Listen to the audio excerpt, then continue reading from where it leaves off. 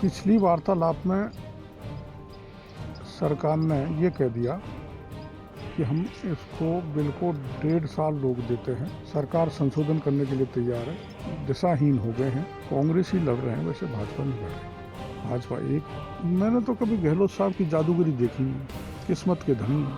और मुख्यमंत्री गहलोत ने आंख नीच रखी है अपनी सत्ता बचाने के लिए।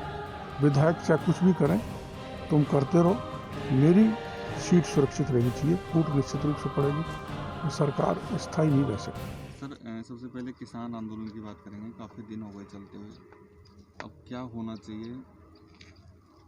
देखो, ऐसा है, पिछली वार्तालाप में सरकार ने ये कह दिया कि हम इसको बिल को 1.5 साल रोक देते हैं और इसका हलफनामे भी सुप्रीम कोर्ट में दे सकते हैं।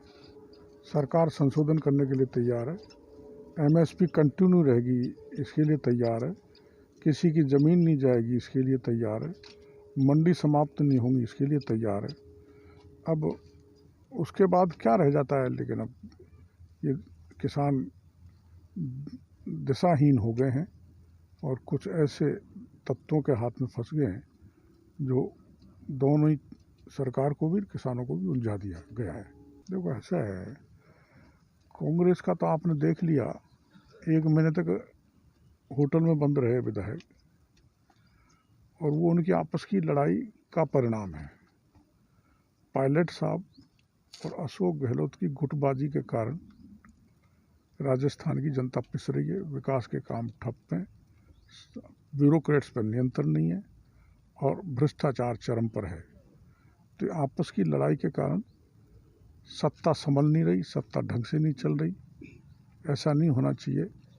और हमारी कोई लड़ाई, अब इतना बड़ा परिवार है तो हल्का फुल्का चलता है, इंटरनल डेमोक्रेसी भी होती है, वो कोई हल्की फुल्की बात आ जाती होंगी।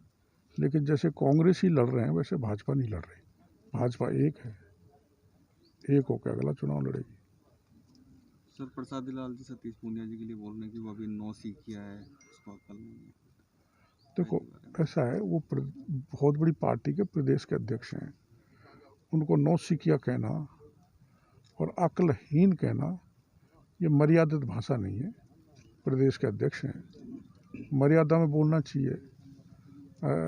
तो वो सचिन पायलट साहब को क्या कहना चाहेंगे अगर उनको नौसिखिया कहा है? तो ऐसा नहीं बोलना चाहिए। मैंने तो कभी गहलोत साहब की जादूगरी देखी नहीं, किस्मत के धनी हैं। जादूगर थे तो पिछली बार 21 सीटों पे क्यों रह गए? जादूगर थे तो अब की बार 98 सीट पे क्यों रह गए? जादूगर थे तो जिस समय गोलमा मंत्री बनी थी 97 सीट पे क्यों रह गए? कोई जादूगरी आंकड़ा या कोई ऐसी जादुई की हो, जादुई तो जब हमारे ईस्टर्न राजस्थान कैनाल प्रोजेक्ट जो 13 जिलों को जाएगी, उसका पानी चप्पे चप्पे पर पहुंच जाए, इसको जादूगरी कहते हैं। मैं तो इसको जादूगरी कहता हूँ। सत्ता पर जोड़ तोड़ करके बैठे रहना कि जादूगरी नहीं है।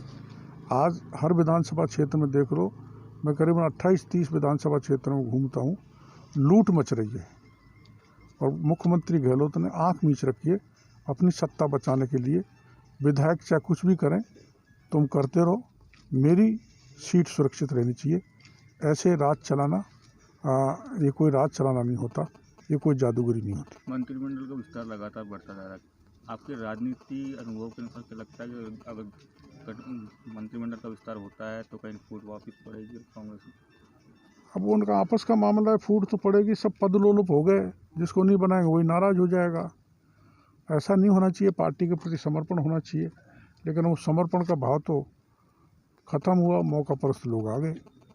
तो वो तो उनका मामला है, वो जाने किसको बनाएंगे किसको नहीं बनाएंगे, पर फूट निश्चित रूप से पड़ेगी। ये सरकार स्थायी नहीं रह सकती।